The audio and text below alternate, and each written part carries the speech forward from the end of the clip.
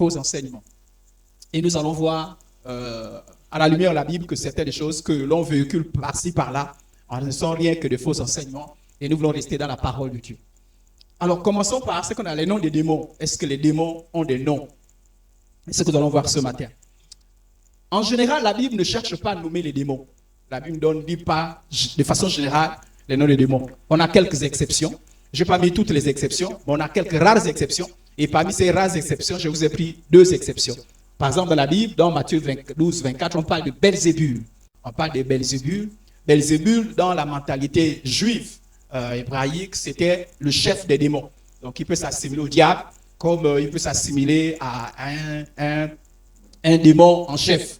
Donc, on parle de Belzébul. D'ailleurs, on a accusé certains, ne trouvant pas d'argument devant Jésus, ils ont accusé Jésus de chasser les démons par Belzébul. Et Jésus a dit, mais vous vous trompez, Belzébul ne peut pas chasser les démons. Parce que sinon, il serait divisé, le royaume de Satan sera divisé. Tous ceux qui sont de Satan ne peuvent pas chasser les démons. Ils peuvent juste faire les jeux, mais ils ne chassent jamais les démons. Les gangans ne chassent pas les démons, les occultistes ne chassent pas les démons. Ils ont juste des démons supérieurs et puis ils assujettent certains pour que donner l'impression qu'ils ont chassé. Alors, nous avons aussi, on parle de mammon. Mammon, tout de suite, quand on parle de mammon, c'est un mot qui est dans le langage courant désormais, c'est rattaché à la cupidité, au désir, à l'amour de l'argent. Donc, vous voyez, c'est le nom propre. Donc, en dehors de ces quelques noms propres, il y en a d'autres encore que je n'ai pas voulu relever ici. En dehors de ces quelques noms propres, ce sont des démons qui sont nommés ici, Mammon, Belzébul. Mais en dehors de ces quelques noms propres-là, la Bible ne nomme pas les démons. La Bible désigne les démons par leur nature. Donc, en parlant de démons, vous avez entendu dans la Bible, quand vous lisez, vous avez esprit immonde, ou esprit impur, ou encore esprit méchant. Nous aussi, quand nous avons affaire aux démons, on n'a pas besoin de forcément connaître le nom du démon. Mais quand un démon se manifeste, quand tu veux le chasser et tu veux donner des ordres, parce qu'on a face des démons, on donne des ordres aux démons. Et nous devons chasser les démons. Amen, amen. Jésus a dit, voici les signes qui accompagneront ceux qui auront cru à mon nom. Ils parleront de nouvelles langues. S'ils parlent des brèches mortelles, ça ne leur fera rien. Ils chasseront les démons. Donc les chrétiens chassent les démons. Si tu as affaire à un démon, chasse-le. Si il est dans un corps, chasse-le, tu as reçu le pouvoir. Si tu sens qu'il y a un démon dans une maison, chasse-le. Alléluia. Et quand vient le besoin de vouloir nommer ce démon-là, esprit méchant. Esprit méchant, c'est un nom général. Donc quand on dit esprit méchant, peu importe le démon, il se retrouve dans le nom esprit méchant. Un peu comme quand on dit la fille là. Quand on dit la fille là, c'est n'importe quelle fille. Le garçon là, l'homme là, c'est des noms généraux. Donc lorsqu'on dit esprit méchant, c'est tout démon. Tout démon se retrouve à l'intérieur. Mais le démon qui veut chasser, il s'appelle comment? J'ai envie de l'appeler par son nom. Mais tu ne connais pas. Esprit méchant, sort au nom de Jésus. Il va t'écouter parce que c'est un esprit méchant. Ou bien esprit impur, esprit immonde. Il s'agit toujours des démons. Ou bien la Bible appelle les démons par leurs œuvres. Que fait ce démon? Il fait la divination. Esprit de divination. Parce que parfois vous dites, le pasteur a prié, puis il a dit, esprit de divination, un esprit s'est manifesté. Comment il a su que c'est un esprit de divination? Il a vu ce que fait le démon là.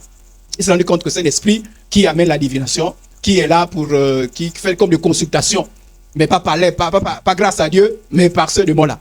Donc, mais comment il a su que? C'est parce qu'il fait la divination. Donc, il a appelé par son œuvre. Esprit de divination. Ou esprit séducteur. Voilà. Donc, ne vous posez plus la question, mais comment il a fait? Non. Cet esprit fait quoi? Cet esprit amène la séduction. Une jeune soeur est venue me dire, depuis que je me suis converti, je sens quand je vois un garçon, je sens comme le besoin de séduire ce garçon-là. J'ai du mal à m'abstenir. Et je sens que là, je ne me sens pas bien. Et quand on a prié, effectivement, c'était un esprit de séduction qui était là. Mais tout de suite, je n'ai pas cherché midi à 14h. Esprit de séduction. Comment j'ai su? Par ses œuvres. Il y a des moments, parfois une révélation, parfois besoin de révélation. Esprit de séduction. Pourquoi? Parce que il fait la séduction. Je ne connais pas comment il s'appelle. Je ne connais pas qui l'a envoyé. Mais je sais ce qu'il fait. Comme il sème ça, esprit de séduction. Voilà. Bien, je prie, esprit de maladie. Comment je suis qu'un esprit de maladie? J'ai vu qui cause la maladie. Amen, amen. Esprit d'infirmité. Comment je suis qu'un esprit d'infirmité? Je vois qu'il donne des infirmités au corps. Parce que je vois ses œuvres dans le corps. C'est l'infirmité. Esprit d'infirmité. Au nom de Jésus. Donc, je désigne, je sais. Donc, quand le démon comprend, il dit, c'est que, on m'a détecté. Esprit d'infirmité. Il va se reconnaître. C'est ce qu'il fait. Donc, on l'appelle comme ça. C'est la Bible, comme ça, la Bible nous met. Esprit de mensonge. Comment le pasteur a su? Il a vu que la personne là est assujettie au mensonge. C'est-à-dire que la personne veut ne pas mentir, mais c'est comme plus fort. Il y a des gens qui sont dominés par des péchés derrière les démons. Ils veulent bien s'arrêter, mais ils ne peuvent pas. Parce que l'esprit toujours. Même toi-même, quand tu pries pour toi-même. Voilà pourquoi il faut être honnête. Moi, j'ai envie d'arrêter de mentir, mais je n'arrive pas. Esprit de mensonge. Toi qui me pousses à mentir, je divorce avec toi, je te chasse de ma vie au nom de Jésus. Amen, amen. Voilà. Comment je suis un esprit de mensonge? J'ai vu ce qu'il fait. Aussi, on nomme les démons par ce qu'ils représentent. Par exemple, esprit de Python. Paul, il est embêté par une femme qui fait des divinations. Et tout de suite, il vient dire, esprit de Python. Et puis l'esprit se manifeste et l'esprit part. Oh, comment il a su que c'est l'esprit de Python? Ben, il a vu que cet esprit-là agit, prend les attributs qu'on retrouve chez le serpent. Le serpent, il est comme il est rusé. Et la dame là était rusée. Donc certainement, la dame là s'est inspirée de ce qui s'est fait, ce qui vient du serpent. Et tout de suite, elle a compris que le serpent, parmi les serpents, les rusés, il y a le Python. Et quand certainement aidé par le Saint-Esprit, esprit de Python. Donc il y a des orientations comme ça. Il y a des orientations. Le Saint-Esprit peut te dire dans ces orientations-là, ah, esprit de gorille. Ah, mais comment quelqu'un s'appelle l'esprit de gorille? Non, c'est un esprit qui est venu suite à des rituels qu'on a fait à partir du gorille. C'est-à-dire les gens qui ont fait les rituels se sont dit, on va avoir la même force que le gorille. Je ne sais pas si on a compris. Et un esprit, quand il vient à partir de ces rituels, il porte aussi le nom de l'esprit de gorille. Quand l'esprit de gorille va se manifester. Mais faites attention, il est violent. Ah oui, ça je vous le dis. L'esprit de gorille, il y a des esprits, quand vous priez contre eux, il faut être vigilant en même temps. Parce que quand il se manifeste, ben, il pousse à la personne, il donne à la personne une force extraordinaire que la personne n'a pas. La personne peut être mince comme ça. Vous dites, l'esprit de gorille est là. Faites attention. C'est les costauds maîtrisent la personne. Parce que quand l'esprit se manifeste dans le corps là, le corps là va avoir une force qui ne correspond pas à ce que la personne représente. Il y a des esprits qui viennent avec les fausses identités. Il y a des esprits qui viennent avec les fausses identités. Par exemple, vous allez voir qu'il y a un esprit qui s'appelle Jésus. Mais ce n'est pas le vrai Jésus. Pourquoi? Parce que son rôle dans la vie de cette personne-là, c'est de se faire passer pour Jésus. Ou bien la personne est partie à un endroit où on priait, où on invoquait un faux Jésus. Et cet esprit-là, comme on invoquait un faux Jésus, le démon a dit, oh, mais ceux-là, ils invoquent un faux Jésus. Parce que ce n'est pas le vrai Jésus, ils ne veulent pas se repentir, ils ne veulent pas se convertir. Ils sont dans le péché, ils veulent faire les rituels, les idolâtries, et ils veulent quand même invoquer Jésus. Ben, je vais venir, je vais faire passer pour Jésus. Un Jésus qui est d'accord avec ce qu'il faut. Et quand l'esprit-là vient, ben, son nom c'est Jésus. Et moi, je l'ai rencontré comme ça. Tu t'appelles comment? Tu t'appelles comment? Jésus. Là, tu n'as pas dit ça, mais tu dis Jésus là. C'est pas le vrai Jésus. Et il y a des signes qui montrent que ce n'est pas le vrai Jésus. Mais quand vous demandez son nom, il dit moi c'est Jésus. Ou bien quand vous demandez son nom, il dit moi c'est Saint-Esprit. Il s'appuie dans l'identité. Donc il y a des démons comme cela qui volent l'identité. Et ça, j'en ai vu. Tu demandes l'esprit impur, quel est ton nom? Dis-moi ce Saint-Esprit. Et quand il va jusqu'au bout de son mensonge, il te fait un faux parlant, il te fait une fausse prophétie, il te fait des fausses ministres sur le Saint-Esprit. Là, il va redescendre les esprits. Alléluia. Et un jour, on reviendra sur comment éprouver les esprits. Parce que tu as un doute, comment tu fais pour éprouver si c'est un vrai, si c'est le vrai Saint-Esprit ou c'est un faux Saint-Esprit. On reviendra dessus. Là, pourquoi la Bible dit, car si quelqu'un vient à vous prêchant un autre Jésus. Quand on prêche un autre Jésus là, donc ça veut dire que c'est un esprit qui s'est fait passer pour Jésus. Ou que celui que nous avons prêché. Ou si vous recevez un autre esprit que celui que nous vous avez reçu. Donc faites attention. Faites attention. Quand vous entendez Jésus, Saint-Esprit, faites attention. Qui vous dit Jésus là? Qui est la personne qui vous dit Jésus, Saint-Esprit là? Regardez un peu sa vie. Est-ce que vraiment quelqu'un qui est dans l'occultisme, qui est dans des choses bizarres, des pratiques bizarres, il vous dit quand même Jésus, Saint-Esprit? Il y a des gens qui s'entendent Jésus, Saint-Esprit, c'est fini. Pour eux, c'est forcément le vrai Jésus, forcément c'est Saint-Esprit. Il y a des démons qui prennent des fausses identités. Il y a des démons qui prennent les noms des anges de lumière. Car on dit, Satan se transforme, se déguise en ange de lumière. De la même manière, il y a des démons qui prennent les noms des vrais anges. C'est-à-dire que vous rencontrez un démon, vous dites, tu t'appelles comment? Il dit, je m'appelle Gabriel. Et pendant longtemps, il a menti à la personne que c'est Gabriel. Moi, j'ai prié pour une jeune fille. Elle pensait être en contact avec Michael. Donc, chaque fois, elle pensait que Michael venait. Michael, elle priait Michael. Quand elle appelle Michael, Michael vient. Quand on prie, ce n'est pas le vrai Michael, c'est un démon. Ah oui. Je vous ai dit qu'il y a certaines choses que les vrais anges ne peuvent pas recevoir. Si tu commences à prier, l'ange accepte ta prière, ton adoration, ce n'est pas les vrais anges. Les vrais anges n'acceptent jamais l'adoration. Donc, il y a des indications qui montrent que, ou un ange qui te détache de Jésus, c'est-à-dire que tu es dépendant de cet ange-là déjà. Jésus est de côté. Les anges ne prennent jamais la place de Jésus. Ils sont là pour honorer Jésus. Les anges ont leur place, Jésus a sa place. Amen, amen. Mais elle, dans son idolâtrie, elle allait dans des choses, dans des travers. Elle est tombée sur un démon qui s'appelait Michael. Et j'ai chassé un démon qui s'appelle Michael. Mais quand il s'appelait Michael, il mentait à tout le monde que c'était Michael. C'est comme ça que les gens se retrouvent avec les démons s'appelant Marie. Tous les jours, Marie, on te dit qu'on n'est plus à Marie. Marie, et un démon vient. Et dit, moi c'est Marie. Et les gens, tu as les visions. Moi, je vois toujours Marie. Ce n'est pas le vrai Marie que tu vois. Le vrai Marie ne peut jamais t'apparaître. Le vrai Marie, il n'est pas dans ces choses. La vraie Marie, s'il fallait rectifier. Donc, il y a des démons qui se font passer pour des vrais anges. Mais ils se font passer pour quoi? C'est des personnes qui font des rituels sans s'appuyer sur la Bible, qui font des choses s'appuyer sur la Bible. Quand vous allez en dehors de la Bible, vous risquerez de tomber sous le coup des faux démons, je veux dire des démons qui se font passer pour des vrais anges. Alors, il y a certains démons peuvent vous prendre, peuvent se déguiser en une personne que vous connaissez. Oui. Par exemple, à un mort. C'est un démon, mais il se fait passer pour la personne. Regardez, je lis ce texte-là. Saül, c'est un roi que Dieu avait choisi, mais il s'est éloigné de Dieu. Voilà quelqu'un qui s'est éloigné de Dieu. Et il y a beaucoup de chrétiens comme ça, là. Ils s'éloignent de Dieu. Au lieu de se repentir, ils voulaient toujours la bénédiction de Dieu, l'intervention de Dieu, sans la repentance, sans véritable repentance. Alors, voyant que Dieu n'est plus avec lui, voyant que Dieu n'intervient pas, il avait besoin toujours de puissance spirituelle dans ses guerres, parce qu'il savait que sans apport spirituel, il ne parviendrait pas. Alors, il allait faire des rituels. Et il allait vers une dame qui prétendait invoquer les morts. Et quand il arrive, cette dame-là, il dit, prédis-moi l'avenir en invoquant un mort. Vous comprenez? En invoquant un mort. Donc, un mort. Et fais-moi remonter celui que je te dirai. La femme dit, qui veux-tu que je fasse monter? Et il répondit, fais-moi monter Samuel. Samuel, c'était un prophète, il était mort. Il dit, Adam, toi tu es en contact avec les morts? Non, oui. Fais que Samuel revienne. Et la dame va faire ses rituels. Et puis, il y a un esprit qui apparaît et dit, je suis Samuel. Ce texte-là a beaucoup d'interprétations. D'autres disent, non, c'était le vrai Samuel, il va venir tout à l'heure. D'autres, il y en a d'autres qui tiennent Mordecus, que c'est un démon qui s'est fait passer pour Samuel. Mais ce n'est pas tort, parce qu'il y a des démons qui se font passer pour des morts. Et vous sèment la confusion. Dis-moi, je suis ton oncle qui est mort, je suis ta grand-mère, je suis ton neveu, je suis ta nièce, je suis ton frère, je suis ta soeur qui est mort. Mais c'est un démon. Mais il ne vient pas à son propre nom. Il vient en tant que personne qui est morte. Donc, quand vous faites délivrance, quel est ton nom? Je m'appelle Papo. J'ai inventé un nom, j'espère qu'il n'y a pas quelqu'un qui s'appelle Papo, il m'appelle un petit nom. Papo. Oh, quel Papo? Mais moi, Papo, j'ai travaillé à South Afrique, je suis mort en 2012. Oh, Papo. Donc, il y a des gens qui disent, Papo, tu fais quoi là? Tu n'es pas mort? Il y en a d'autres qui disent, il y a quoi qui se passe là-bas? Fini. Je vous ai dit, il m'a dit qu'on ne communique pas avec les démons. Mais il y a des gens qui sont convaincus que c'est Papo. Seigneur, que Dieu nous délivre. Quand j'étais encore ignorant, j'ai failli, l'enseignement aide. L'enseignement aide. J'ai vu les gens.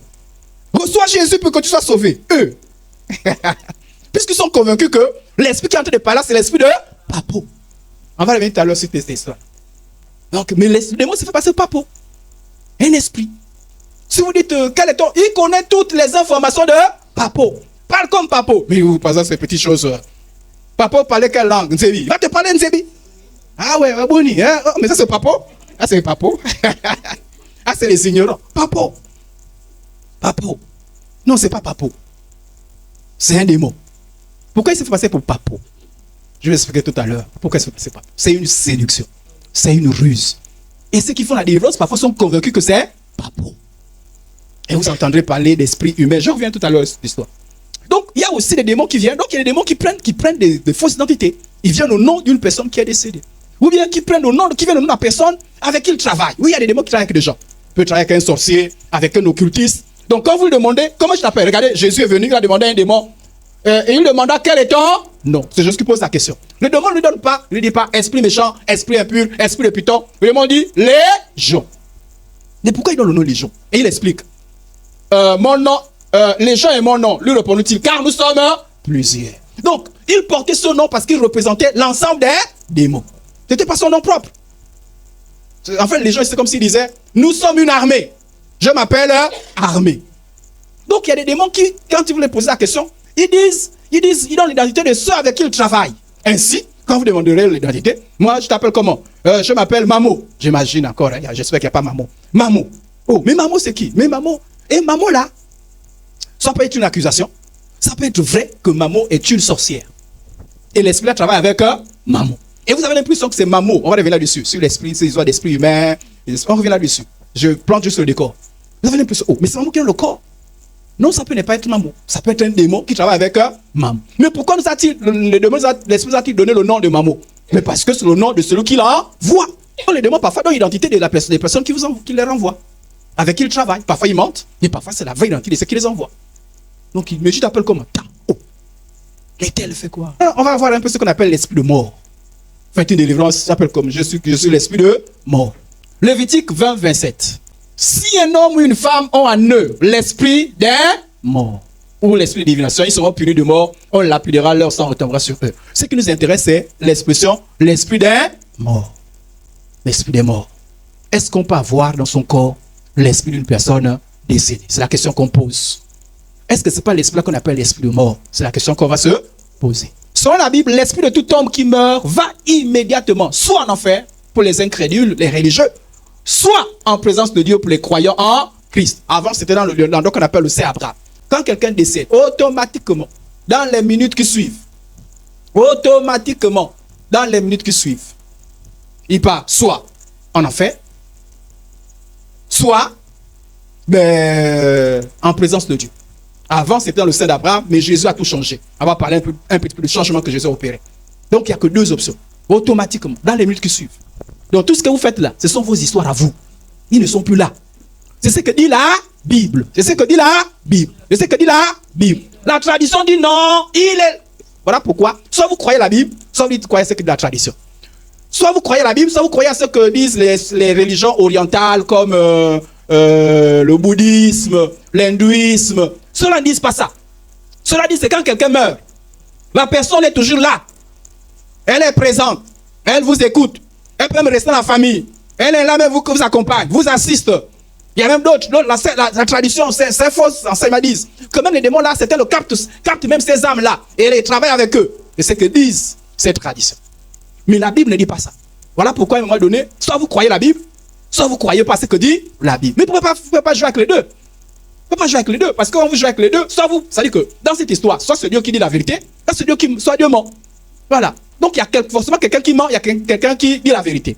Mais moi, quand je crois que Dieu ne ment jamais, comme moi je crois que la parole de Dieu ne ment jamais, je crois à ce que dit la parole. Comment pouvez-vous être chrétien et croire à ce que dit les traditions et toutes ces sociétés, ces religions orientales? Pas. Il faut faire le choix. Croire en Jésus, se croire qu'il est le Sauveur, croire qu'il est le Seigneur, croire que tout ce qu'il dit est la vérité. Vous ne pouvez pas croire en Jésus et rester avec vos croyances à vous. Donc la question de savoir que dit la Bible. Est-ce que la Bible dit quand quelqu'un décède, est-ce que la personne reste avec nous? Non. La Bible dit, prenons Luc chapitre 12, verset 22. Voilà l'histoire de deux personnes qui sont décédées. Ce n'est pas une parabole, parce que les paraboles ne donnent pas les noms propres. Oh, ici on parle de Lazare, d'Abraham. Donc c'est une histoire que Jésus a racontée. Ce n'est pas une parabole. Jésus a raconté les paraboles, mais là ce n'est pas une parabole. Là c'est une histoire. Jésus dit, le pauvre mourut. On parle de quelqu'un qui est mort. Et il fut porté par les anges dans le sein d'Abraham. Ça c'est avant la résurrection de Jésus. Il est mort. Oui, on n'a pas dit qu'il est resté là. Il était là, il chantait des cantiques avec ceux qui chantaient. Non. Voilà. Immédiatement, dans les secondes qui ont suivi, dans les heures qui ont suivi, immédiatement il fut emporté par les anges. Quand les saints meurent, il y en a même certains, avant même de mourir, ils commencent à voir les anges. Si vous avez quelqu'un qui est dans une situation compliquée, qui dit je vois les anges, sachez qu'on entre la main. Soit vous luttez. Moi j'ai déjà lutté avec quelqu'un qui voit les anges déjà. Oh Seigneur, s'il te plaît. Oh, la personne vit et elle vit toujours. Amen. Dieu a fait grâce. Donc c'est parce que tu commences à voir l'au-delà. Ah, les anges, parce que les anges viennent toujours rencontrer les saints. Quand un saint meurt, automatiquement les anges viennent à sa rencontre. Et il amène. Le riche mourut aussi et il fut enseveli. Et lui, il n'y a pas les anges qui viennent le chercher. Automatiquement, il va se retrouver dans le séjour des morts. Dans le séjour des morts, c'est ce qu'on appelle enfer, les lieux inférieurs. Automatiquement. Est-ce qu'on vous a dit qu'ils sont restés sur la terre? Ils ne sont pas restés sur la terre. Il ne peut pas rester sur la terre. Et tandis qu'il était en proie au tourment, il vit, voilà. Hébreux 9, 27, comme il est réservé un homme de mourir seule fois, après quoi vient le jugement. Dans la réincarnation, on dit que tu meurs, tu erres encore sur la terre, tu cherches un corps, tu meurs. Ce n'est pas ce que dit la Bible. La Bible dit tu meurs, c'est fini. Voilà. Les saints, la Bible dit vous ne viendrez plus en jugement parce qu'on parle de façon générale. Normalement, on devait subir le jugement, mais à cause d'une autre foi, nous ne serons plus jugés. Tout directement en présence de Dieu en attendant la nouvelle Jérusalem. Mais ceux qui vont dans le séjour de mort, donc en enfer, attends le jugement du grand tribunal. Pas pour dire que tu es sauvé ou pas, juste pour te dire que tu es condamné, voilà ce qui t'attend, c'est tout. Donc, il n'y a que deux possibilités. Quand quelqu'un meurt, soit c'est l'enfer, soit c'est le paradis, qu'on appelle encore la présence de Dieu, ce paradis céleste. Aucun texte biblique ne semble prouver clairement qu'un esprit de défunt peut demeurer ou venir dans le monde. Aucun texte biblique. Aucun texte biblique. Donc, quand tu as tes croyances, c'est tes croyances à toi. Pourquoi je parle de ça? Quel rapport avec la délivrance? Mais beaucoup de gens étaient trompés à partir de ce qu'ils ont cru la délivrance. Les démons ont dit des choses et ils ont cru. Et ils en ont fait des noms anti-bibliques. C'est-à-dire que ça n'a rien à voir avec la Bible. Mais comme ils ont appris un démon dire ça, ils se sont dit certainement c'est la vérité. Aucun texte biblique, aucun. Donc si tu crois à ça, ben, cherche un verset biblique. Parce que le chrétien croit tout ce qui est dans la Bible. Et quand c'est pas la Bible, tu dis, pardon. Celui qui croit quoi? Moi, je ne suis pas dans ces histoires-là. Moi, c'est ce que dit la Bible. Donc aucun texte biblique, aucun. Donc beaucoup de nos croyances et de nos réflexions montrent que nous ne croyons pas à ces choses. Nous ne croyons pas à ce que dit la Bible. Regardez, un jour, je me souviens un témoignage, je vous l'ai dit une fois. Une dame qui dit que elle est née sorcière. Et quand elle est née sorcière, elle fait un peu la sorcellerie. Et puis elle est morte. Et elle est revenue encore. Et puis là, maintenant, en revenant, continue à faire la sorcellerie. Et puis elle s'est convertie. Et puis les gens disent, amen, amen. Tu es morte? C'est pas qu'elle est ressuscitée, hein? C'est pas qu'elle était morte et puis, paf, elle est revenue à la vie. C'est-à-dire qu'elle dit qu'elle vient dans notre corps. C'est-à-dire qu'on l'a enterrée. Et puis elle est rentrée encore dans le ventre d'une maman. Et elle est née. Et puis elle est revenue. La résurrection, c'est différent, non? La résurrection, la personne est décédée. Et puis, paf, la personne ressuscite. Oui, ça existe. Est-ce qu'on a compris? Mais on t'a enterré, tu es pourri, fini. Et tu me dis que tu es revenu pour revivre notre vie. Et c'est toi qui étais parti. Et le chrétien sera, amen. Je viens ici, là, vous croyez des choses comme ça, là, je vous quitte. C'est-à-dire, je dis, vraiment les perdus. La Bible ne vous dit rien. Quelqu'un comme ça, vous savez que c'est le mensonge. Peu importe ce que tu es en train de dire, c'est le mensonge. Il est réservé à un homme de mourir sur la foi. Pourquoi pouvez-vous croire à ces choses-là pendant que la Bible tranche? On ne meurt qu'une seule fois. Sauf si c'est la résurrection. Pas la résurrection, tu ne reviens plus. D'autres disent, mais non, mais attends, non, tu racontes des histoires. Regarde, chez nous, on prend. Quand un enfant meurt, on met ici, on met V ici, là, on met T ici, là. Et puis on dit, on fait des rituels, on dit, l'enfant là revient. Et puis la mère tombe enceinte. Et puis un bébé naît. Et quand il naît, on va V ici, là, T ici, là. Alors il est revenu là. Vous blaguez que ce soit des démons. Quand vous croyez aux bêtises, les démons savent ça. Vous ouvrez les portes aux démons. Qui vont s'organiser à aller mettre le V et le T. Parce que vous croyez aux bêtises. Mais c'est jamais la personne, l'enfant qui est décédé. C'est un autre enfant que vous pensez être l'enfant qui est décédé. Les chrétiens qui croient aux bêtises. On ne meurt qu'une seule fois. Pour la Bible, les morts sont morts. Les croyants croient que si tu meurs, soit tu es en enfer, soit tu es au paradis. C'est tout. Mais les croyants ne croient pas que les morts reviennent sur la terre. Tu les vois de temps en temps. Et ceux-là, j'ai vu. Bon, quand les païens disent ça, laissez les païens. Ce sont les démons qui prennent les entités. Mais pas toi, chrétien. Quand tu vois quelqu'un qui dit, non, mais je t'entraîne, tu vois, non, j'ai perdu un cousin, et puis je suis en train de marcher, je l'ai vu. Non, tu sais que c'est un démon. L'esprit méchant, au nom de Jésus, je te réprimande. Il sait que, voilà qu'un chrétien qui est éveillé. Il dit pas, je marchais, tu vois mon cousin qui est mort, non? Et puis pendant que je marchais, je l'ai vu. Mais oui, un démon peut prendre la forme de n'importe qui. Il peut prendre l'image, la forme, la voix, tout.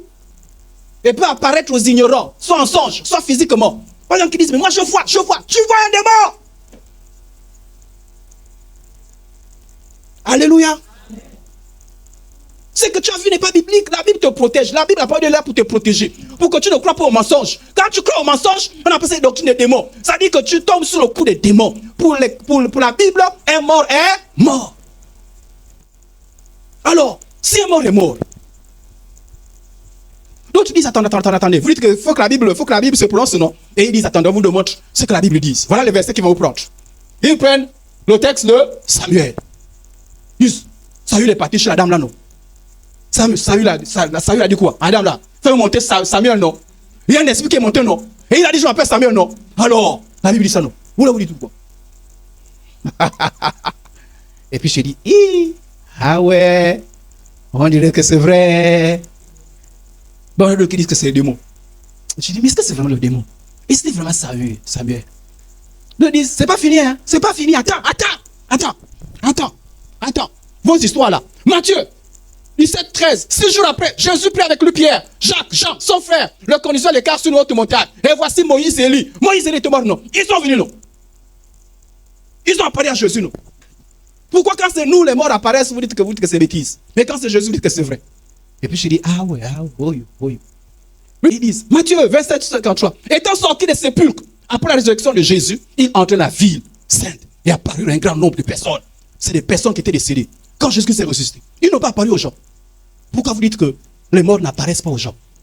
C'est dans la Bible, non? En fait, allons-y.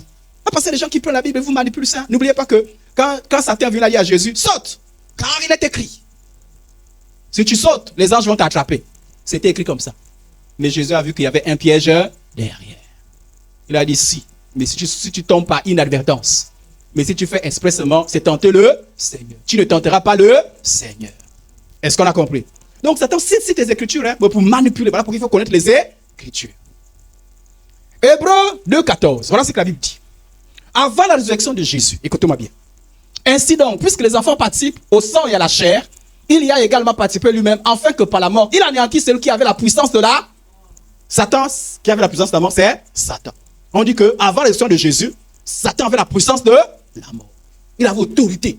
Il pouvait décider qui meurt, qui ne meurt pas. Il pouvait décider sur tout ce qui se passe après la mort. Et qui délivra tous ceux qui, par crainte de la mort, étaient toute leur vie retenus dans la servitude. Apocalypse 1,18. Et le vivant c'est ici, c'est Jésus. J'étais mort et voici je suis vivant. Il a vaincu la mort. Amen, amen. Vivant au siècle des siècles. Je tiens les clés de la mort et du séjour. Après sa résurrection, Jésus a pris le relais des clés de la mort et du séjour des morts. C'est où partez. Avant la résurrection de Jésus, les saints n'allaient même pas en présence de Dieu. Ils allaient dans ce qu'on appelle le Saint d'Abraham. Mais quand Jésus-Christ est mort, il a vaincu celui qui avait la puissance de la mort. Désormais, qui détient les clés de la mort? Qui détient les clés du séjour des morts? Donc, pour qu'un mort quitte du séjour des morts, qu'on appelle l'enfer encore là, qui doit donner la permission? Quand Jésus est mort, qu'est-ce qui s'est passé? Quand Jésus est parti au séjour des morts, hein? Parce que quand on dit Jésus est parti en enfer, je vous ai dit que Jésus est parti en enfer. Pas dans le lieu de tourment. Hein? Parce qu'en enfer, qu'on appelle le séjour des morts, il y avait deux endroits, le Saint d'Abraham et le lieu de tourment. Jésus est parti. Il a pris tous les saints qui étaient là-bas. Il a dit non, on déménage. Les saints morts ont déménagé. Ah, quand Jésus-Christ est ressuscité. Voilà pourquoi lors d'un déménagement, on les a vus apparaître sur la terre. Parce que le séjour des morts était localisé en bas de la terre. Ils ont délocalisé pour aller au ciel. Donc, avant que Jésus-Christ ne ressuscite, semble-t-il, Satan et ses agents avaient la possibilité de communiquer avec le séjour des morts. De jouer avec les âmes qui étaient là-bas. Donc, il est possible que cette dame-là a pu faire une invocation pour demander que Samuel remonte. Possible. Mais c'était possible avant la résurrection de Jésus. Amen, amen. Mais après la résurrection de Jésus, c'est Jésus-là qui détient les clés du séjour des morts. Aucun mort ne peut plus monter du séjour des morts. C'est fini. Tu pars, fini. C'est lui qui détient les clés. C'est plus Satan qui décide. Donc Satan peut dire, je veux que tel remonte. C'est pas lui qui décide. Un agent de Satan peut dire, je veux que tel remonte. C'est pas l'agent de Satan qui décide. Et même pas aussi les chrétiens, parce que Dieu a interdit ça.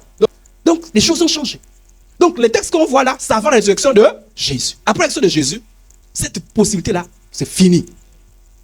Donc la Bible clôt ce débat. Et vous voyez, David, même étant dans l'Ancien Testament, avait vu ça. Il a vu qu'il avait perdu un enfant. Et on lui dit, ah vraiment. Et on lui dit un certain nombre de choses. Et David dit, maintenant qu'il est mort, pourquoi génerais-je? Puis-je le faire revenir? Non. J'irai vers lui, mais il ne reviendra pas vers moi. Quand quelqu'un décède, lui, il ne peut pas revenir vers nous, mais nous, on ira. Alléluia. S'il est parti au ciel, on va le retrouver au ciel. S'il est parti en enfer, je ne te retrouve pas en enfer. Voilà.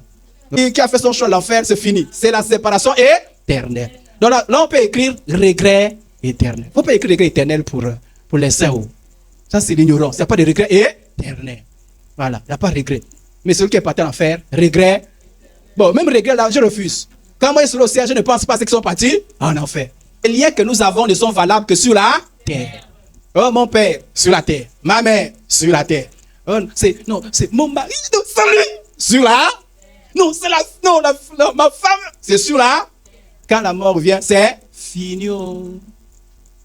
Donc, il n'y a pas. Et puis, Dieu fait quelque chose de formidable. Tous ceux qui iront auprès de Dieu n'auront aucun souvenir de tout ce qui sont partis en enfer. Est-ce qu'on a compris? Donc, il n'y aura pas un regret. Mon enfer, ma femme. Dieu va renouveler notre mémoire. Parce qu'il faut le repos. Par contre, ceux qui sont en enfer, qui vont se souvenir de tout. De tout. Ah, leur mémoire va les peser. Ils vont voir les occasions. Parfois, la parole qu'ils ont reçue, mais qu'ils ont endurci leur cœur. Et ils vont souffrir. Mais nous, le repos. Allez-y aussi au nom de Jésus. Amen, amen. Malgré vos faiblesses, il faut régler ça. Dieu vous aime. Au nom de Jésus. Pour revenir à notre sujet, dans la Bible, il n'est pas possible qu'une personne décédée puisse revenir, posséder ou habiter une personne. C'est la position de la Bible. Mais quand on fait la délivrance, mais tu t'appelles comment? Papo. Deux possibilités. c'est un démon qui se prend le nom d'esprit de mort. Beaucoup de gens sont trompés. Je vous donne un témoignage de cela que moi, j'ai prié pour quelqu'un. Et au début, quand je l'ai rencontré, je lui disais, les morts sont morts. Comme je prêche comme ça. Un jour, elle me regarde et me dit, j'ai pitié de toi, tu parles des choses que tu ne connais pas. Il me dit, moi, je ne pleure jamais les morts. Moi, je suis en contact avec les morts. Tous ceux qui meurent, on se retrouve et on se voit. Moi, je te dis ce que moi je vois. Toi, tu me dis ce que tu ne vois jamais. Je lui ai dit, on t'a mangé jusqu'à présent, dit jamais. Et puis, elle était fragilisée parce qu'elle n'a pas voulu se laisser guérir. Quand vous avez perdu un parent, laissez-vous guérir. Parce que sachez que tout ce que vous voyez, un jour va mourir. Soit tu vas partir avant, soit ils vont partir avant. La mort est réelle. La mort est une réalité. Tant que Jésus n'est pas arrivé, tout ça va mourir. Personne ne veut que la mort arrive, mais on va mourir. Donc tu peux aimer quelqu'un et puis un jour, bam, c'est fini. Tu as le droit de pleurer. Tu as le droit de pleurer. Tu as le droit de te lamenter. Mais à un moment donné, laisse-toi restaurer. Les démons n'ont pas pitié. Les démons disent pas non, vous avez pitié. Ils viennent avec la forme, pareil, la voix, tout. Les démons sont dangereux, ils sont rusés. Et quand ils rencontrent, je dis non, les morts sont morts. Ils me disent jamais. Je lui ai dit, quand ils vont apparaître, demande-leur quelle est votre véritable identité. Et elle a fait. Hein, t'étais comme elle était. On m'a dit que vous n'êtes pas ce que vous dites que vous êtes. Vous êtes des démons. Vos véritables noms. Les démons se sont rendus compte que la fille est au courant. On veut la tuer. Et les démons ont vu que parfois on était là, les démons l'apparaissaient. Boum. Tu parles avec lui pourquoi? Tu parles, quitte là. Et on lutte avec les démons. Je vous parle des choses vraies, des expériences vraies. Et jusqu'à ce qu'elle a compris que les démons sont des démons. Elle a été guérie par le Seigneur. Donc, vous qui... Et moi, je prends plein de témoignages comme ça. Là. Plein comme ça. Plein. Je connais une jeune fille qui allait pleurer sa mère tous les jours sur la tombe. Oh, ma mère. Et puis, paf! L'esprit qui est venu sous le nom de sa mère là n'est pas venu seul. Hein, est venu avec d'autres démons. Et l'on dit toujours, ne pas la personne. Il n'y a que toi qui comprends, il ne faut pas comprendre. Et la fille qui était bien devenue rebelle. Parce que les démons lui disaient, sors, va au marché. Les gens pensaient que non, elle faisait tout. Vous savez qu'elle était accompagnée des personnes qu'elle-même, elle voyait. Fais ceci, fais cela, fais comme ça. Quand les démons qui se font passer pour les défauts, quand ils arrivent, ils pourrissent ta vie. Ils t'amènent à un degré où tu dois mourir. Parce que même quand on est en contact avec les démons, il y a une certaine grâce qui est là. Dieu se dit, pas de mort, pas de ceci. Il y a une certaine grâce. Mais les démons te poussent à ce que tu désobéisses à Dieu et que tu te détruises. Donc à un moment donné, ça fait mal au cœur. Mais tu pleures. Vous savez pourquoi les démons viennent parfois dans le personne? Pour quand ils viennent, par exemple, s'ils veulent introduire une maladie dans ta vie, quand s'ils viennent ou non, s'ils viennent, je suis Satan. Même intuitivement, tu vas réagir. La preuve, quand vous dormez, vous voyez qu'on veut vous tuer, vous faites comment? On juge à se réveiller, non? Parce qu'intuitivement, tu sais que c'est mauvais. Si Satan vient au nom de Satan, les démons, intuitivement, même les non-chrétiens savent que non, là, il faut se défendre. Mais s'il vient au nom de quelqu'un que tu aimes, c'est-à-dire que tes défenses sont affaiblies. Tu es vraiment affaibli. Et il vient. Il fait tout ce qu'il veut. Mais toi, tu penses que c'est bien. Lui, il est mal intentionné. Voilà pourquoi il vient. Non. C'est à cause de ça que quand tu es chrétien, tu as la grâce de Dieu. Dieu te protège. Donc, il n'y a pas des esprits. Oh, comment je t'appelle? Oh, moi, je suis l'esprit de Papo qui est mort. Mensonge! Ne prêche pas l'évangile à Papo, ce n'est pas le vrai Papo. Si tu démontres ton ignorance, Papo est mort. Il voit les gens, non, et puis il y a quelque chose comme ça. Non, mon grand-père qui est mort, il possède tel. D'abord, il y a deux mensonges à l'intérieur. Non seulement le grand-père n'est pas revenu, impossible. Deux, le même grand-père, il avait combien d'esprits? 2 esprits, 3, 4. Tout homme a forcément un seul esprit. Il ne peut pas posséder 4 personnes, même vous-même. Il est venu omniprésent. Donc vous tombez dans des faux enseignements. Et les démons glissent à l'intérieur pour vous asservir. Et quand vous priez dans le mensonge, vous n'avez pas d'efficacité. Ce qu'on appelle esprit humain, je vous ai parlé d'esprit de mort, ça peut être la même chose. Esprit humain. Là, les gens disent, bon, esprit humain, de fait, on a déjà réglé ça. Est-ce qu'un homme, sorcier, rosicrucien, franc-maçon, est-ce qu'il peut prendre son esprit et aller posséder un autre homme? C'est la question qu'on se pose. Parce que c'est important de voir tout ce qu'on apprend à la lumière de la vie. D'abord, commençons par le commencement. L'homme a combien de parties? Le corps, l'âme et l'esprit. Le corps nous met en contact avec ce qui est physique. On est conscient du physique. L'esprit nous met en contact avec ce qui est spirituel. Quand on dit spirituel, avec Dieu, avec les anges, le Saint-Esprit, avec les démons, c'est par l'esprit. Et l'âme fait le lien. Se devient la conscience, etc. Est-ce qu'un homme peut quitter son corps? C'est-à-dire que quand on dit quitter son corps, c'est son esprit, non? Est-ce que l'esprit, c'est-à-dire qu'un homme, c'est-à-dire que son esprit quitte, pam! Et il vient et il rentre dans un autre corps. C'est la question qu'on se pose. Est-ce qu'un homme peut voyager hors de son corps? Je distingue, je ne dis pas les visions, parce que les visions, tu peux voir, non, j'étais en train de partir, ça c'est les visions, d'accord? Mais on parle de l'esprit qui quitte, est-ce que c'est possible? Regardons un peu ce qu'il a dit. Ézéchiel 8:3, il fendit une forme de main et me saisit. En fait, il s'agit de Dieu, Dieu le saisit. Par les cheveux de la tête. L'esprit m'enlevant entre la terre et le ciel et me transportant les visions divines. Quand vous voyez ce texte-là, a priori, la main de Dieu, autrement dit l'esprit de Dieu, est venu à saisir Ézéchiel, à saisir son esprit et à amener son esprit hors de lui. Oui, dans la Bible, il y a des gens qui ont eu des expériences comme ça. Il y a des gens que le Saint-Esprit a saisi et ils sont sortis. Lisons notre texte. Ézéchiel toujours. 37, verset 1. La main de l'Éternel se posa sur moi et l'Éternel m'amena par son... Il me déposa au milieu d'une vallée pleine d'ossements. Non, la main de l'Éternel est venue lui prendre. Poum. Il était là, certainement en prière, certainement je ne sais pas comment, mais Dieu l'a enlevé. Pam. Le corps est resté, l'âme est restée. Mais l'esprit l'a transporté jusqu'à aller dans une vallée. C'est pas fini. Lisons d'abord. Je connais un homme, c'est l'apôtre Paul qui parle. En Christ. Quelqu'un peut une Bible? Allons-y, rapidement. 2 Corinthiens 12, partie du verset 2. Je connais un homme en Christ qui fut, il y a 14 ans, ravi jusqu'au 3e ciel. L'apôtre Paul dit, lui, il dit qu'il est parti jusqu'au 3e. Hein? Maintenant, il nous dit, est-ce qu'il a pris l'avion? Est-ce qu'il a pris la navette? Mais il dit, il est parti jusqu'au 3e. Hein? Donc, il a dépassé celui qu'on voit là. D'aller plus loin. En fait, quand on parle du ciel là, les deux autres ce sont des sphères spirituelles. D'aller plus loin. Allons-y.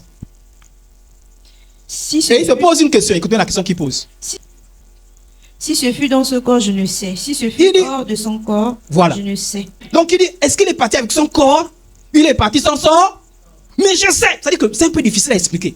Il dit, c'est difficile à expliquer, mais je sais que Dieu m'a enlevé jusqu'au 3e ciel. C'est-à-dire que la manière dont je me voyais, est-ce que je suis venu avec mon corps ou sans mon corps? Je ne le sais. Allons-y. Et je sais que cet homme, si ce fut dans son corps ou sans son corps, je ne sais. Dieu le sait. Il dit, il n'y a que Dieu qui peut éclaircir les choses là-dessus. Allons-y. Fut enlevé dans le paradis et qu'il entendit des paroles ineffables qu'il n'est pas permis à un homme d'exprimer. Maintenant, dans le cas de Philippe, regardez, quand il fut sorti de l'eau, l'Esprit du Seigneur enleva Philippe. Ça, c'est un gros miracle. C'est-à-dire que Philippe était là. Imaginez, je suis là, on me prend, m'amène à Libreville, je baptise quelqu'un. C'est pas l'avion. Et puis, fini de baptiser, il revient. Philippe l'a fait avec son corps. Ce sont des expériences spirituelles. Maintenant, qu'est-ce qu'il faut penser? Le Saint-Esprit peut donc faire sortir une personne de son corps. Oui. C'est-à-dire que tu l'as, l'Esprit t'amène. Tu peux sans voir des visions, mais ce n'est pas une vision.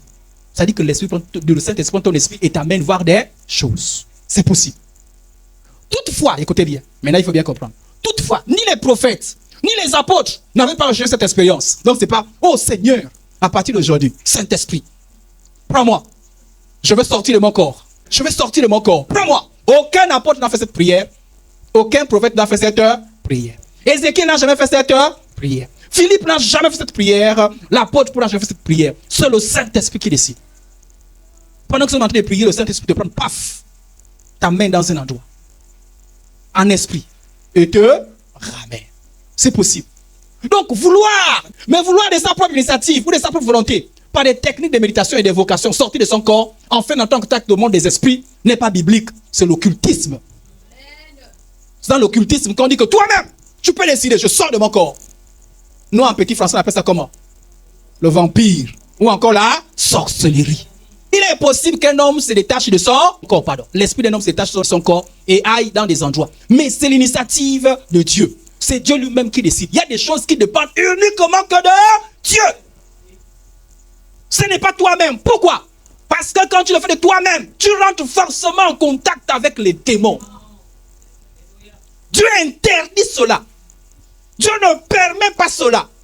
Dieu, c'est des choses qui... Ça dit que c'est Dieu lui-même qui décide. Maintenant, quand quelqu'un... Parce qu'il y a ce qu'on appelle les projections astrales. Le voyage astral. Quand on dit non, n'importe qui peut faire le voyage astral, projection astrale, écoutez-moi les jeunes. On manque beaucoup de jeunes dessus. Oh, tu peux sortir de ton corps, tu peux... Quand on te dit que tu peux, toi-même tu désires, toi-même tu veux, tu vas tomber dans l'occultisme. Tu vas tomber dans les choses des démons. Parce que dès que tu sors, tu vas forcément rencontrer des démons. Et une fois que tu rentres dans le monde des démons par ta propre voix, tu ne peux pas revenir normal. Tu reviendras sorcier. Tu reviendras occultiste. Les gens disent, tu es rentré, il ne fallait pas rentrer. La protection n'est pas avec toi. Et là, tu deviens prisonnier. On dit, bienvenue. On va te donner encore plus de pouvoir. Là, tu deviens sorcier. Parce qu'en réalité, écoutez-moi bien, en réalité, on ne peut pas sortir de son corps par soi-même. Il faut toujours qu'un esprit soit derrière. Soit c'est le Saint-Esprit. Et quand c'est le Saint-Esprit lui-même qui décide. Soit c'est les démons. Et quand c'est les démons, ça donne l'impression que tu décides quand tu veux. Mais c'est le démon. Et quand c'est les démons, tu seras servi. Voilà pourquoi vous avez des sorciers. Les sorciers sortent de leur corps. Les sorciers sortent de leur corps. Et d'autres cherchent à faire l'expérience de Philippe. Et quand ils cherchent, ça rate. Voilà pourquoi vous voyez quelqu'un qui est tombé sur le toit. Oh! Là, je m'entends une histoire comme ça là. Il circulait et puis là, il est passé par la maison d'un chrétien qui a envoyé le feu. Fire, fire! Il ne peut plus repartir. Poum! Il tombe. Oui, il tombe. Il a voulu faire comme Philippe. De sa propre initiative. Avec l'aide des démons. Vous savez, quand il le fait, les démons te quittent. Hein? Ils te disent, oh, pardon, il fuit. Et toi-même, tu dis, mais je fais comment? Chut! Vous voyez seulement quelqu'un qui est là. C'est comment? Non, j'étais en train de. C'est des expériences qui sont véritables. D'autres, il ne faut pas comme Philippe. C'est pas l'esprit qui parle. Mais quand il se coince là-bas, il ne revient plus. Il est mort. Oh. L'esprit s'est coincé. La mort a été scellée. L'Ecclésiaste dit qu'il y a comme un cordon d'argent qui unit l'esprit au corps. Donc, quand il y a des problèmes, le cordon d'argent se rend. L'Ecclésiaste appelle ça le cordon d'argent. Et c'est fini, tu es mort. Tu ne reviens plus jamais. Donc, attention au voyage astral. Voyage astral, c'est démoniaque. Voyage astral, c'est démoniaque. Qu'est-ce qu'on appelle voyage astral? C'est le fait qu'on te dise que tu peux sortir de ton corps. Ou une projection astrale. C'est démoniaque. C'est de la sorcellerie. Partie de son corps, c'est Dieu qui décide quand il le veut. Maintenant, j'arrive. Tous ceux qui viennent pour dire qu'ils sont des prophètes là, dis, à l'instant même, je pars dans ton village. Qui a décidé qu'ils partent? Dieu ou lui? Je rentre dans la chambre. Et vous acclamez. Entrez dans la sorcellerie en direct. Quiconque fait des choses volontairement sans l'aide de Dieu, soupçonnez que ce soit un démon. Je vous ai dit que la prophétie, personne ne peut prophétiser par lui-même. Venez à 14h55, pile, je vais prophétiser. Et c'est Dieu qui me l'a révélé. Si ce n'est pas Dieu, ça, maintenant, c'est les démons. Vous avez compris un peu? Les dons se manifestent seulement quand Dieu veut.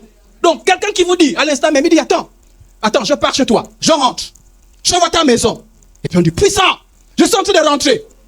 Je vois, il y a un mannequin, non? Voilà. Regarde, il y a une maison, il y a 4 maisons, il y a 4 portes. 1, 2, 3. Sur une porte, on a mis un posteur. Puissant, sorcellerie. Amen. C'est de la sorcellerie. Parce qu'il vous dit même qu'il est en train de partir. Hein? Il y a l'instant même, mon esprit qui a envoyé son esprit. C'est Dieu. Mais non. Mais tu es là, ouais, puissant. Notre pasteur est toujours, quand il est là, il ne part pas visiter. Il ne part pas à Chibanga pour dire que non, je rentre à Chibanga. Depuis, je vais partir à Chibanga. Il est toujours sur place. Quand il prie pour Chibanga, il prie seulement depuis le Mwanda, il prie pour Chibanga. Entends-le, il est parti à Chibanga, il a même vu la couleur. Toi-même, par acteur prophète, allez-y à Chibanga. Quand vous allez vous coincer là-bas. Lui, au moins, il a fait beaucoup les alliances pour le sécuriser pendant qu'il fait ces choses. Il a vendu son âme au diable. Mais toi qui es. Maintenant, si un jour tu te rends compte que quand tu dors, tu as tendance à faire des choses, ça sera, Dieu va prier.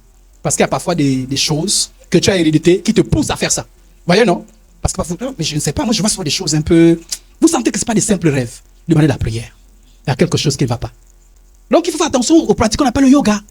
Le yoga, on te dit quoi? Dans le yoga, on te dit, fais le vide pour que tu entraînes ton esprit. Vois-toi en train de partir. Vois-toi.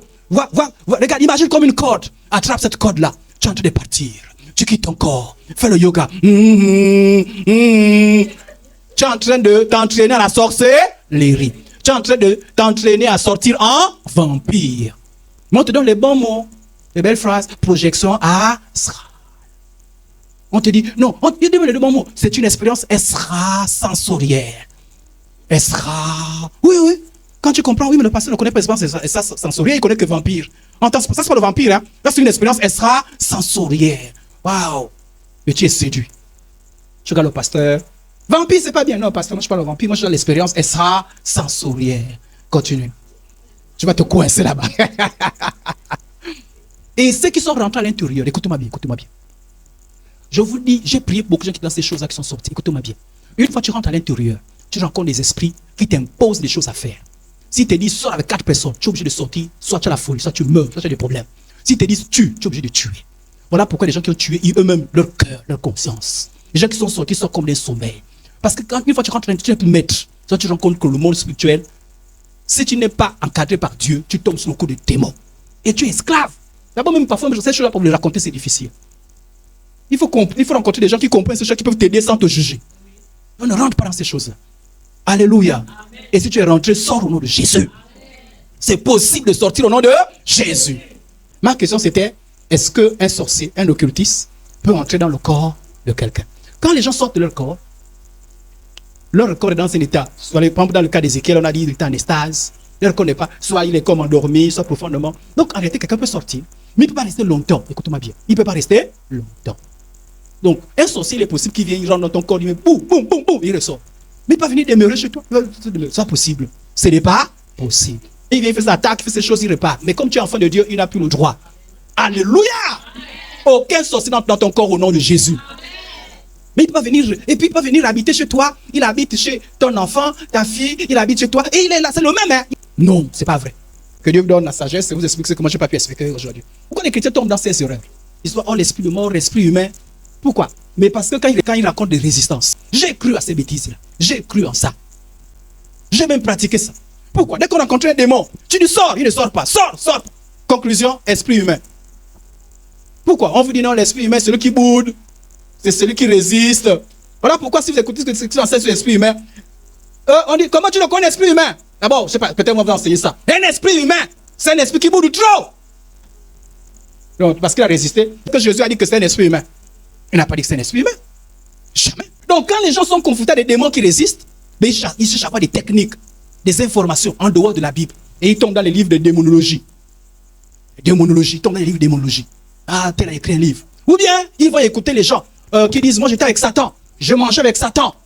Même si tu mangeais avec Satan, si ce que tu dis n'est pas dans la Bible, c'est anathème.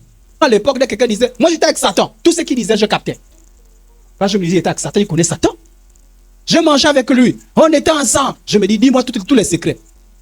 Mais ce n'est pas vrai. Là, parce que tu es avec Satan, que tout ce que tu vas dire est juste. Donc, si vous écoutez un témoignage de quelqu'un qui dit que moi j'étais avec Satan, je rentre dans la mer, il y a la ville, j'ai parti sur le soleil, dans le soleil, il y a ceci. Dites, racontez cette histoire. Mais si ce n'est pas biblique, je ne vais rien recevoir. Est-ce qu'on a compris? Oh non, moi j'ai vu un ange est venu, il m'a pris, il m'a soulevé, j'ai sauté, je suis parti l'Afrique, je suis tombé en Asie, il m'a encore soulevé, je suis tombé en Europe, en une seule seconde. Et puis depuis ce jour-là, j'ai la connaissance. Ah. En tout cas, tout ce que tu dis, ce n'est pas biblique, je ne reçois pas. Même quand nous-mêmes, même si le pasteur Iris, quand un ange descend du ciel, annoncerait notre évangile, annonce des choses que ceux qui ont prêché, annonce quelque chose qui n'est pas la Bible, on dit qu'il soit anathème. On ne dit pas secteur problème. Pas pardon, j'ai le Saint-Esprit, j'ai la Bible, ça me suffit.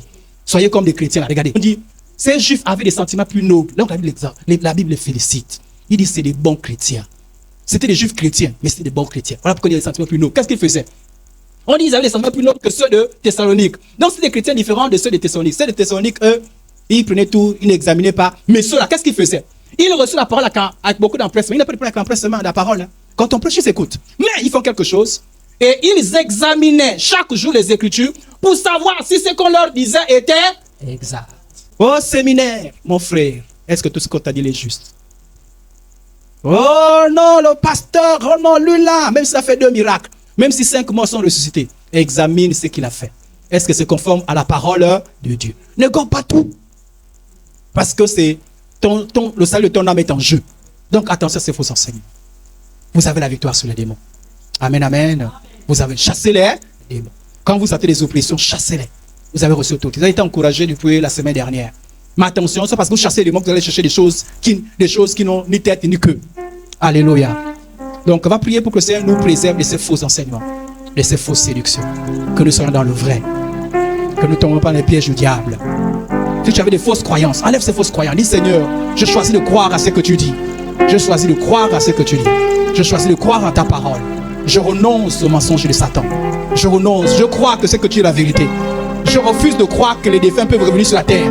Même quand j'aurai un rêve, je sais que c'est le piège du diable. C'est une séduction. Même quand j'aurai une expérience, je sais que c'est le piège du diable. Dis Seigneur, préserve-moi des choses comme le yoga, comme la rose-croix, comme la franc-maçonnerie, comme toutes ces sciences qui enseignent des choses fausses, qui enseignent le contact avec le monde spirituel. Dis Seigneur, délivre-moi et aide-moi. Dis Seigneur, aide-moi à m'attacher à toi, car tu es le chemin, la vérité, la vie. Dis Seigneur, je m'attache à toi, car je peux être la proie des démons, je peux être la proie des esprits méchants. Dis Seigneur, aide-moi, Seigneur.